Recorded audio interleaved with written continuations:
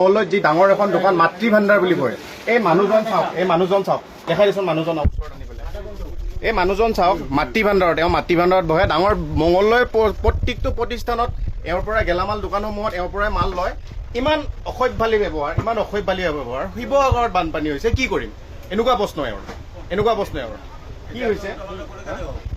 এওঁৰ এনেকুৱা প্ৰশ্ন চাওক এওঁতো আমাৰ অসমীয়া মানুহটো নহয় খিলঞ্জীয়া মানুহ নহয় গোটেই দৰং অসমৰ মংগলদৈৰ মানুহখিনি যিমান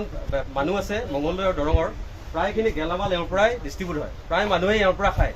তথাপি এখেতে আজি প্ৰশ্ন এটা কৰিছে যে শিৱসাগৰত বানপানী হৈছে মই চবকে দি ফুৰিম নেকি এনেকুৱা ধৰণৰ তেখেতৰ প্ৰশ্ন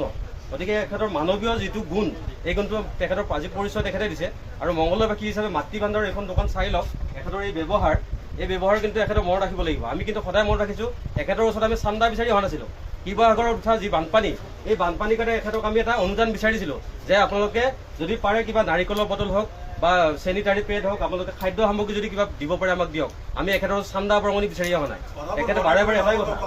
গতিকে অসমীয়া ভাষাটো ভালদৰে ক'ব পৰা নাই এই মংগলদৈ দৰঙত অসমীয়া ভাষাটো ভালদৰে ক'ব পৰা নাই লিখি থৈছে মাতৃ ভাণ্ডাৰ অসমীয়া ভাষাটো ক'ব জানো